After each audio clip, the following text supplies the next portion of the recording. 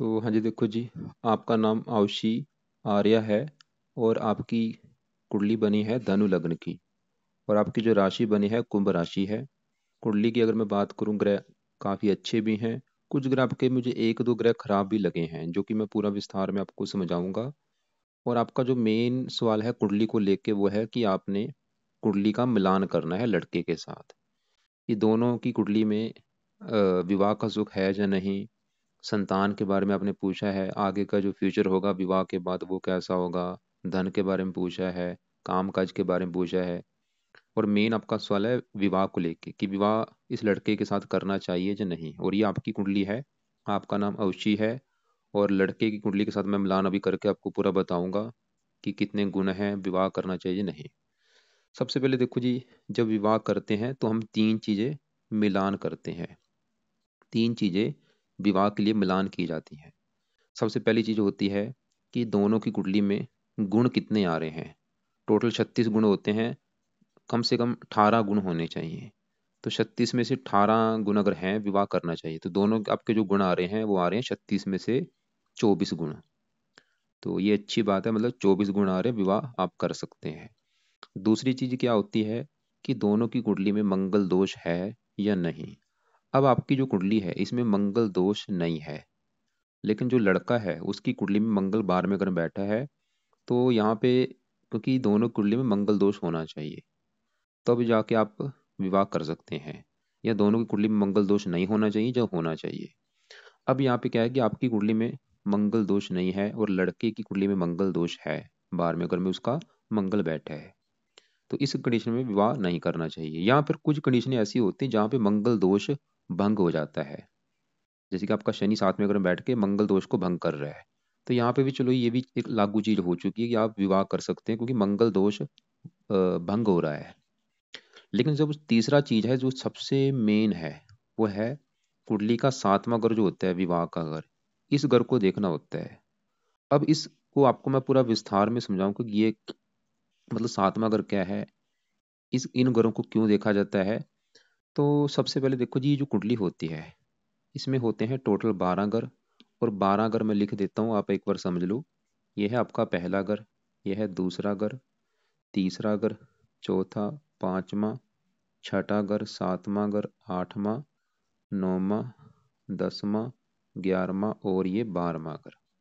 अब ये जो मैंने 12 घर लिखे हैं, इन घरों से आपके जीवन के बारे में कुछ ना कुछ पता किया जाएगा। जैसे कि पहले घर से देखा जाएगा कि आपका शरीर कैसा होगा, आपकी हेल्थ कैसी, स्वभाव कैसा, रंग रूप कैसा। ये हम पहले घर से देखेंगे। दूसरे घर से आपका धन जोड़ना देखा जाएगा। तीसरा घर छोटे भाई बहनों का है। चौथा घर आपकी माता, मकान, वाहन का। पांचवा घर है आपके बच्चों का। छठा घर शत्रु, रोग, कर्जे का है। ये सातवां घर है आपके पति का घर। आठवें घर से उम्र देखी जाएगी। नौवें घर से भाग्य है। 10वां घर काम काज का है। 11वां घर है लाभ। और 12वें घर से खर्चे देखे जाएंगे। तो आपने देखो जी, दो बातें मेरी नोट कर लेनी है। पहली बात, जो मैंने 12 घर लिख रखे हैं ये याद कर लो। दूसरी बात, इन 12 घरों से जो कुछ देखा जाएगा वो याद कर लो। और अब आप ये देखो कि आपने क्या देखना है, वो घर देखो। तो अब मान लो जैसे आपका सवाल है आपकी उम्र को लेके, कि आपकी उम्र कितनी होगी। तो 12 घरों में उम्र का जो घर है वो है ये 8वां घर। 8वें घर से देखी जाएगी आपकी उम्र।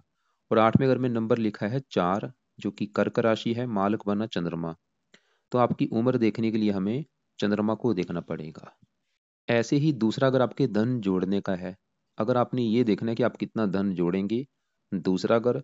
और दूसरे घर में नंबर है 10, जो कि है मकर राशि, मालक बना शनि। आपके धन जोड़ने के लिए दूसरे घर के मालक शनि को देखा जाएगा। तो मेरा कहने का मतलब ये है कि जो कुछ देखना है, कुंडली का वो घर देखना होता है और घर का मालक देखा जाता है। अब देखो जी, आपको मोटा मोटा बेसिक जानकारी समझ आ चुकी है। अब बात करते हैं भविष्यवाणी की। तो क्योंकि देखो जी, हमने जो मेन चीज क्या है वो है आपके विवाह का सुख। तो अभी जैसे मैंने बोला कि 12 गुरु से कुछ ना कुछ देखा जा रहा है। ये छोटे भाई बहनों का घर है, तीसरा चौथा माता का घर है, पांचवा बच्चों का घर है, ऐसे सातवां घर है आपके पति का घर, कि आपका पति कैसा होगा, पति का सुख है या नहीं। ये चीज़ हम 7वें घर से देखेंगे। और फार्मूला मैंने आपको भी क्या समझाया है कि घर का मालिक देखना है। जैसे 8वें घर का मालिक चंद्रमा है, ऐसे 7वां घर जो आपके पति का घर है, 7वें घर में नंबर लिखा है 3, और 3 है मिथुन राशि, मालिक इसका बना है बुध। तो आपके पति के लिए हमें 7वें घर के मालिक इस बुध ग्रह को देखना पड़ेगा।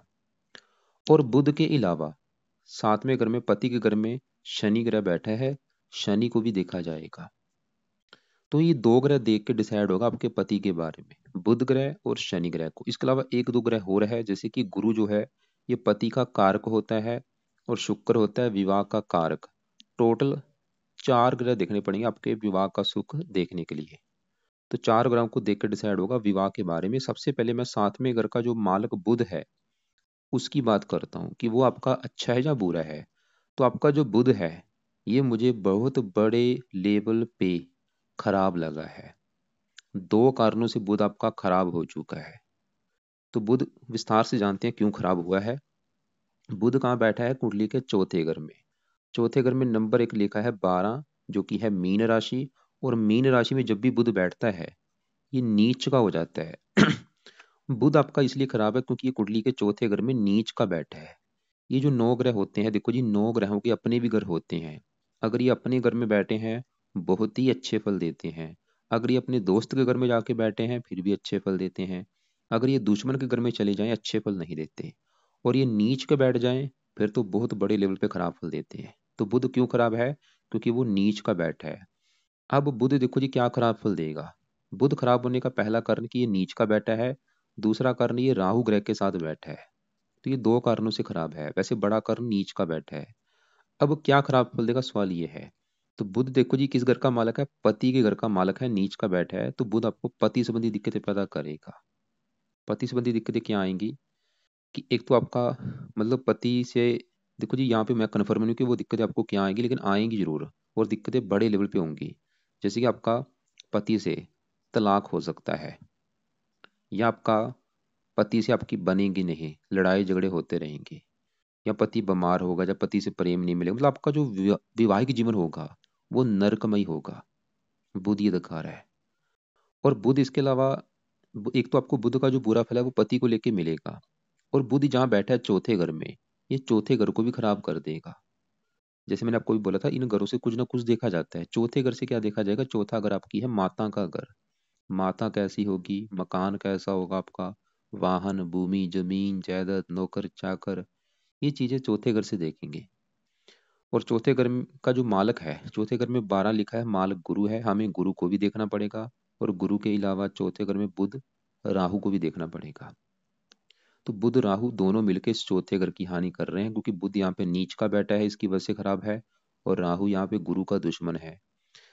तो बुध आपके भाई चौथे घर की भी हानि कर देगा। चौथा घर माता का है, आपको माता संबंधी भी कोई ना कोई दिक्कतें आएंगी। या तो माता से बनेगी नहीं, या माता बीमार होगी, या माता से मनमुटाव होगा। चौथा अगर मकान का है, मकान को लेकर दिक्कतें, वाहन, भूमि, जमीन, जायदाद, इन संबंधी भी दिक्कतें बुध पैदा करेगा आपको। और बुध का एक और घर है ये, देखो जी बुध इस कुंडली में 2 घरों का है मालक। एक तो 7वां घर जो कि है पति का घर, और ये 10वां घर। 10वें घर से काम काज देखा जाएगा, और 10वें घर में लिखा है 6, 6 है कन्या राशि, मालक बुध। बुध आपके काम काज में भी दिक्कतें पैदा करेगा। अगर आपकी देखो जी पूरी कुंडली में देखा जाए, जो ग्रह मुझे सबसे ज्यादा खराब लगा है बुध ग्रह खराब लगा है। पूरी कुंडली में सबसे ज्यादा ग्रह खराब कौन सा है? बुध। और दूसरे नंबर पे जो ग्रह खराब आपका है वो है राहु ग्रह। और थोड़ा सा शनि भी खराब है। बाकी आपका मंगल अच्छा है, चंद्रमा अच्छा है, सूर्य अच्छा है, शुक्र अच्छा है, गुरु अच्छा है, केतु भी अच्छा है। लेकिन आपका राहु, बुध और शनि, ये 3 ग्रह खराब लगे हैं। और तीनों में ज्यादा ग्रह खराब बुध है। तो अब देखो जी, मैंने आपको पहले बोला था कि आपके पति का अगर सुख देखना है 4 ग्रह देखने पड़ेंगे। अभी हमने 7वें घर के मालिक बुध को देखा, जो कि बैठा है नीच का, जिसकी वजह से वो खराब हो चुका है। वो ये दिखा रहा है कि आपको मैरिज लाइफ में दिक्कतें आएंगी। ऊपर से राहु के साथ बैठा है तो मैरिज लाइफ की जो दिक्कतें हैं वो कई गुना बढ़ जाएंगी। तो और ये दिक्कतें मैंने क्या बोला, कन्फर्म नहीं कि वो दिक्कतें क्या आएंगी। जहाँ तो आपका कन्फर्म, देखो मैं कन्फर्म नहीं हूँ कि वो दिक्कतें क्या आएंगी, लेकिन दिक्कतें आनी जरूर हैं, और बड़े लेवल पे आएंगी। खासकर जो दिक्कत है आपके तलाक होने के योग मुझे ज़्यादा दिख रहे हैं, या आपका बार बार लड़के मायके जाना, या पति से लड़ाई झगड़े होते रहना, ऐसी दिक्कत आनी है तो कन्फर्म है। लेकिन इसके आपको मैं अभी एक उपाय बताता हूँ, अगर आप उपाय करेंगी ये बुरे फल काफ़ी हद तक कम हो जाएंगे या मिलेंगे नहीं। तो बुध सवाल कि भाई बुध के क्या आप उपाय करें ताकि ये बुरे फल आपको ना मिले, क्योंकि बुध को अगर सही करेंगी आपको कई फायदे होंगे। बुध को सही करे किया, सबसे बड़ा फायदा आपकी पति के लिए अच्छा है। दूसरा फायदा, बुध आपके है काम काज के घर का मालक, काम काज के लिए अच्छा होगा। और वो चौथे घर की हानि कर रहा है, माता मकान वाहन के घर की, उसके लिए अच्छा है, मतलब माता के लिए अच्छा है, मकान के लिए अच्छा है, वाहन के लिए अच्छा है। और ये बिजनेस का कार्य, बिजनेस के लिए अच्छा है। तो बुध के जो उपाय हैं, पहला उपाय, आप सुबह के टाइम बुध कवच का पाठ पढ़ा करो, या ये पाठ आपने ऑडियो लगा के सुनना है या पढ़ना है। दूसरा उपाय, बुध स्रोत का पाठ पढ़ना है। तो दोनों पाठ देखो जी, आप पढ़ लिया करो, चाहे इनको सुन लिया करो। तीसरा उपाय, आपने दान करना है बुध का, जो कि बहुत जरूरी। दान क्या करेगा, ये 22 डिग्री का बैठा है, इसकी पावर कम कर देगा। तो दान क्या है, हरे रंग का दान, जो भी आप हरे रंग का दान आप कुछ भी कर सकती हैं। कब करना है, हर बुधवार को हरे रंग की वस्तु का दान किया करो। कितनी वस्तुएं, चाहे वो 2 किलो ले लो, 5 किलो ले लो, 10 किलो ले लो, वो वस्तुओं का दान आपने करना है हरे रंग का। क्या दान होता है, वैसे आपको मैं वीडियो अलग से भेज दूंगा कि बुध ग्रह का दान क्या होता है, वो आप देख लेना। चौथा पाए, आप बुध का व्रत रखा करो।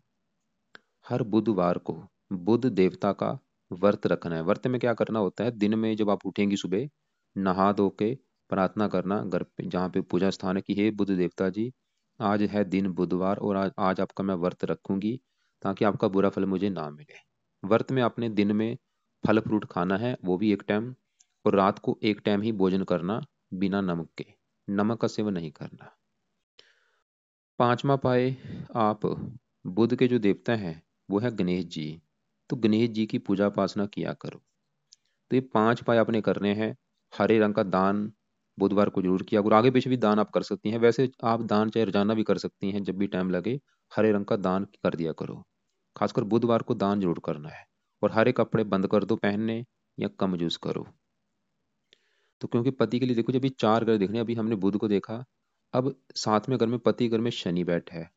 सवाल कि शनि कैसा है, तो शनि देखो जी, 7वें घर में बैठा है, किसका घर है, बुध का घर। शनि बुध को वैसे तो अपना मित्र मानता है, दोस्त मानता है, लेकिन शनि क्या है, एक क्रूर ग्रह है।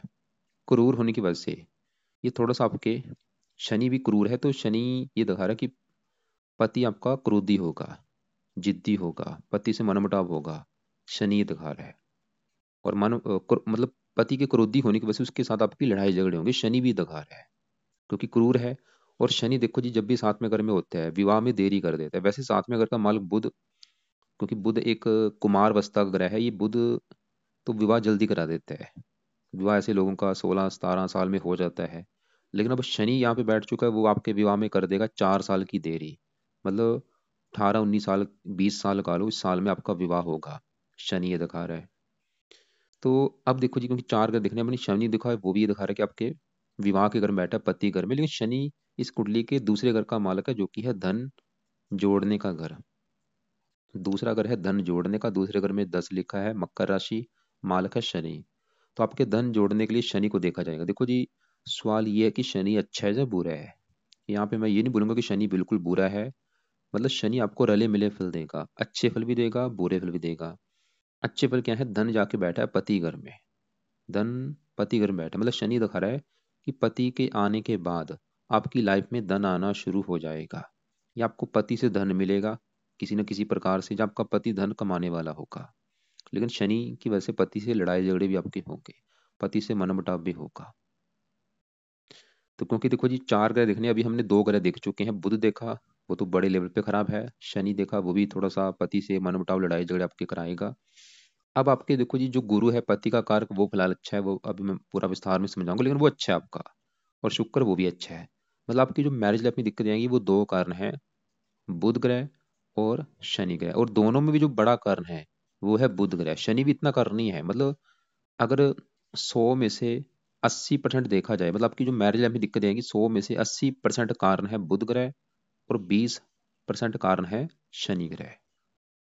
तो मैरिज लाइफ में दिक्कतें कौन पैदा करेगा, बुध ग्रह। अब देखो जी, जो कि आपको मैंने पहले बोला था, विवाह के लिए 3 चीजें देखी जाती हैं। 3 चीजें कौन सी हैं, गुण मिलान हो गया, मंगल दोष है या नहीं, और तीसरा सबसे मेन चीज है साथ में घर का मालक देखना। दोनों की कुंडली में, लड़के लड़की की कुंडली में साथ में घर के मालक को देखना पड़ता है। अब आपके साथ में घर का मालक है खराब। अब आपको देखो जी, ऐसे लड़के के साथ विवाह करना चाहिए जिसका साथ में घर का मालक अच्छा हो, जिसके साथ में ग्रह में, साथ में घर में अच्छे ग्रह बैठे हों। तो अब आपके मैं लड़के की कुंडली देखता हूँ जिससे आपका विवाह होना है, कि उसकी कुंडली का साथ में घर में कौन से ग्रह बैठे हैं, साथ में घर का मालक कैसा है। तो यहाँ पे देखो जी, ये लड़के की आपने जो डिटेल मुझे भेजी है, हरिदेश कुमार गुप्ता। अब क्योंकि जो उस कुंडली में मैंने बोला सातवां घर जो होता है ये विवाह का घर होता है। अब यहाँ पे जो सातवां घर है, इस घर में देखो जी एक नंबर लिख रखा है, 7 नंबर। 7 है तुला राशि, मालक है शुक्र। तो इसके साथ में घर का मालक शुक्र है, मतलब इसकी पत्नी के लिए शुक्र को देखा जाएगा। और शुक्र कहाँ बैठा है, 11वें घर में, मतलब शुक्र इसका अच्छा है। शुक्र मुझे काफी अच्छा लगा है। लेकिन साथ में घर में देखो जी चंद्रमा और केतु बैठे हैं। इसके विवाह के लिए चंद्रमा और केतु भी देखा जाएगा। तो केतु यहाँ पे वो मुझे अच्छा नहीं लगा, क्योंकि केतु एक पापी ग्रह है। वो ये दिखा रहा है कि पत्नी से लड़ाई झगड़े होंगे, पत्नी से मनमुटाव होगा। अब जो चंद्रमा है, चंद्रमा तो यहाँ पे अच्छा था, लेकिन केतु के साथ बैठने की वजह से वो पीड़ित हो चुका है चंद्रमा।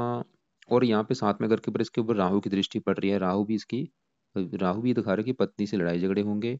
और इसके अलावा साथ में घर के ऊपर दृष्टि को पड़ रही है मंगल ग्रह की 8वीं।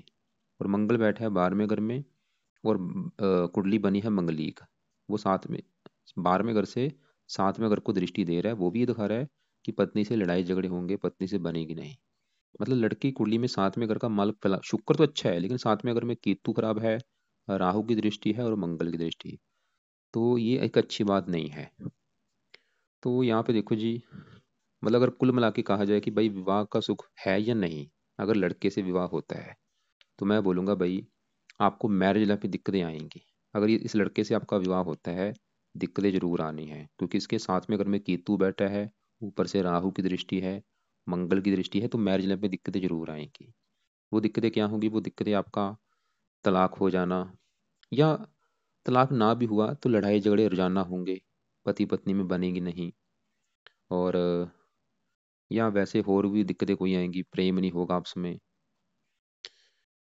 अब यहाँ पे करना क्या है, अगर आपका मन है कि भाई नहीं मैंने लड़के से विवाह करना ही करना है, तो आपके देखो जी जो मैंने उपाय बोले हैं बुध के, वो हैं बहुत ज़्यादा जरूरी। अब इस लड़के के लिए जो उपाय होंगे, इस लड़के ने उपाय करने हैं साथ में घर में बैठे केतु के, साथ में घर के ऊपर राहु की दृष्टि उसके, और मंगल दोष के। तो इसके जो उपाय होंगे, ये लड़का मंगल दोष को खत्म करने के लिए हनुमान जी का पाठ किया करे। और रात के समय केतु कवच, राहु कवच, दो पाठ इस लड़के ने पढ़ने हैं रात के समय, केतु कवच, राहु कवच। और सुबह के टाइम हनुमान जी का पाठ करना है मंगल दोष को खत्म करने के लिए। और फिलहाल ये लड़का उपाय करे। बाकी आपके लिए देखो जी, एक तो बुध के उपाय हैं जो कि मैंने यहाँ लिख रखे हैं, और शनि के उपाय भी आपने करने हैं, क्योंकि शनि भी थोड़ा सा कारण है मैरिज लाइफ में दिक्कतें पैदा करने का। और शनि के लिए क्या करना है, आप रात के समय शनि चालीसा का पाठ पढ़ा करो, और शनि से प्रार्थना करना कि शनि देवता जी आप मेरी कुंडली के 7वें घर में हैं बैठे, जो कि है पति का घर, और मैं चाहती हूँ मुझे पति का सुख अच्छा मिले, पति को लेकर कोई दिक्कतें ना आए, इसलिए आपका मैं रोजाना पाठ करूंगी। तो ये पाठ कब तक करना है, जब तक आपका विवाह नहीं हो जाता। विवाह के बाद भी आप अगर आपको लगे कि भाई हाँ लड़ाई झगड़े नहीं हो रहे, फिर आप ये पाठ छोड़ देना। वैसे भी आपके ऊपर शनि की 7.5 है, पाठ अभी आप करो, क्योंकि 7.5 अभी आपके देखो जी 3.5 साल हो चुके हैं चली हुई है, अभी भी 4 साल की पड़ी है, क्योंकि ये 7.5 साल की होती है। तो कम से कम मेरे हिसाब से ये 3-4 साल तक पाठ पढ़ो। रोजाना रात को ये पाठ पढ़ लिया करो, या इसकी ओडी लगा के सुना करो। दूसरा उपाय भी आप कर सकती हैं, जो कि है हर शनिवार को शनि मंदिर में माथा टेकने आपने जाना है। अब देखो जी बात करते हैं, क्योंकि ये जो ग्रह होते हैं, मतलब आपकी जो मैरिज लाइफ में दिक्कतें उस समय बढ़ जाएंगी जब आपके ऊपर कभी बुध की दशा चलेगी, क्योंकि बुध उस समय एक्टिवेट ज्यादा होगा, क्योंकि ये 9 ग्रह ज्यादा एक्टिवेट हो जाते हैं दशा आने पर। और अभी आपके ऊपर जो दशा चली है वो है गुरु ग्रह की। और गुरु आपका मुझे बहुत बड़े लेवल पे अच्छा लगा है, जो कि आपके लिए अच्छी बात है। गुरु की महादशा देखो जी आपकी चली है 5वां महीना 23 से, पिछला 1 साल हो चुका है, और ये 2039 में खत्म होगी। कितने साल की पड़ी है दशा, अभी 1 साल हुआ है, बड़ी बहुत लंबी दशा है। इसका आपके ऊपर सबसे बड़ा असर है, कितना असर है, 80%। तो महादशा है गुरु की जिसका 80% असर है। एक होती है अंतरदशा, वो भी यहाँ पे गुरु की है।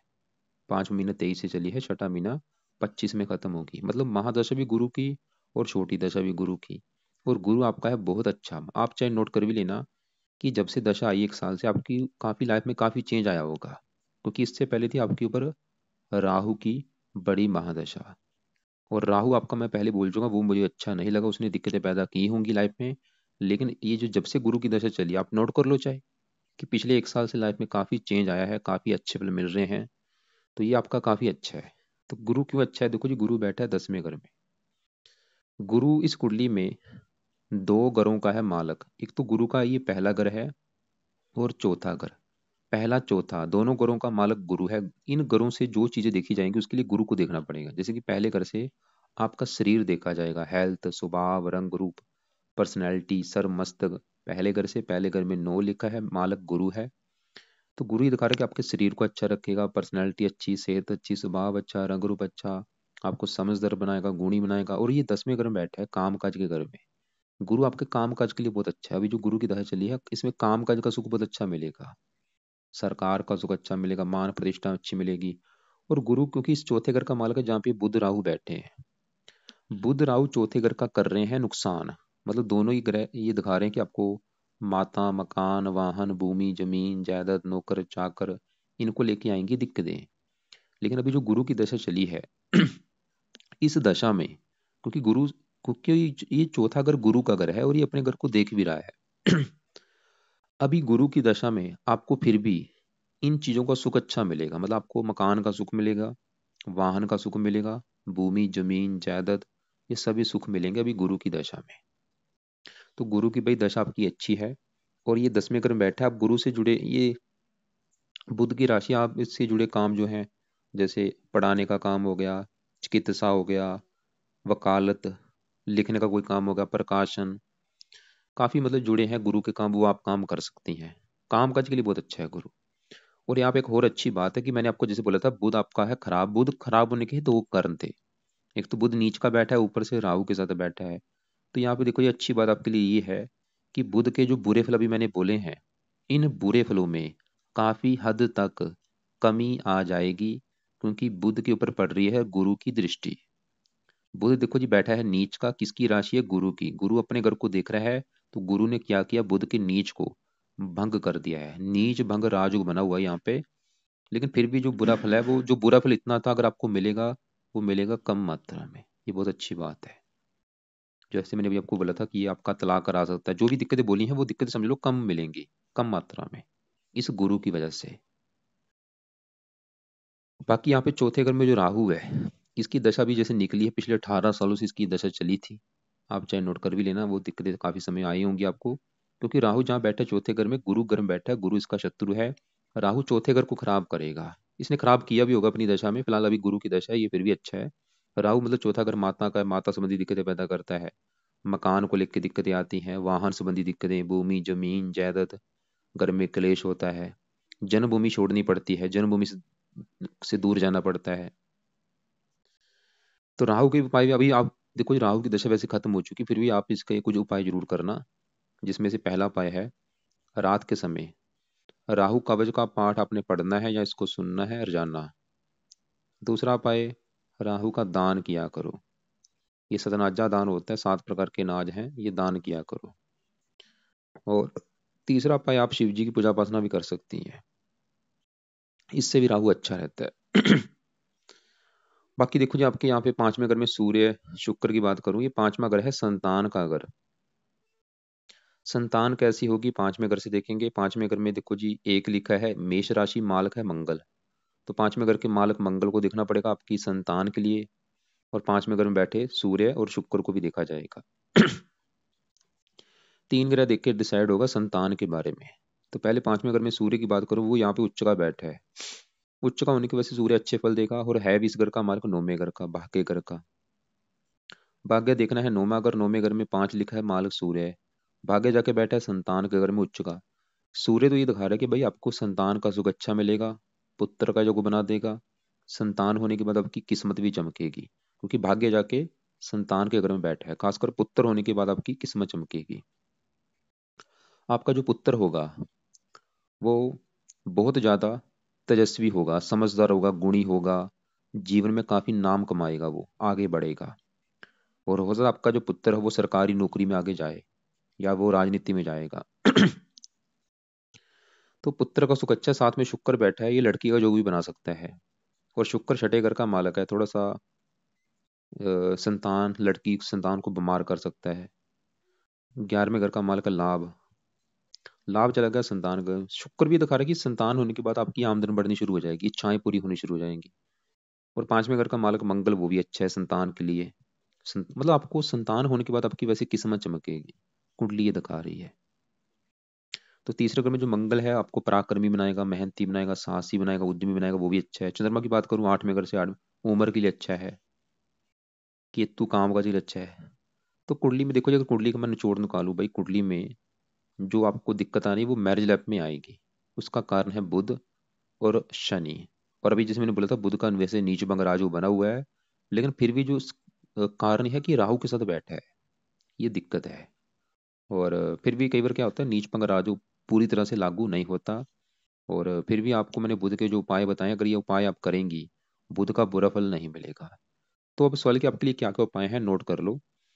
एक तो देखो जी, आपने जो उपाय करने, क्योंकि आपका जो बुध है खराब है, तो बुध पाठ, दोनों पाठ आप पढ़ रहा करो सुबह के टाइम, या इनकी ऑडियो लगा के सुन लिया करो। और ज्यादा से ज्यादा, मतलब एक बार पढ़ लिया है दोबारा फिर पढ़ो, दोबारा फिर पढ़ो, ऐसे करना है। दान करो हर बुधवार को, हर जाना भी आप दान कर सकते हैं, हरे रंग का। व्रत रखा करो, गणेश जी की पूजा उपासना करो। रात के समय शनि चालीसा पढ़ना है, और राहु कवच का पाठ, ये दो पाठ रात के समय है। और हो सके शनि मंदिर भी शनिवार को माथा टेकने जाओ। शनि का दान भी आप कर सकती हैं शनिवार, शनि मंदिर में। और राहु का भी दान करना है सतनाजा। और राहु के लिए शिव जी की पूजा उपासना आप कर सकती हैं। बाकी देखो जी, अभी आपकी जो गुरु की दशा चली वो आपका काफी अच्छा है। आप गुरु का भी सुबह के टाइम हो सके तो गुरु का भी मंत्र आप जरूर करो, ताकि इसका जो अच्छा फल है वो और कई गुना बढ़े। तो गुरु का जो मंत्र है वो है ओम ब्रह्म बृहस्पति नमः। ये माला से आप चाहे एक माला, दो माला, जितना आप कर सकते हैं किया करो। पीले कपड़े ज्यादा पहना करो, हरे कपड़े नहीं पहनने, नीले कपड़े, काले कपड़े कम यूज करो।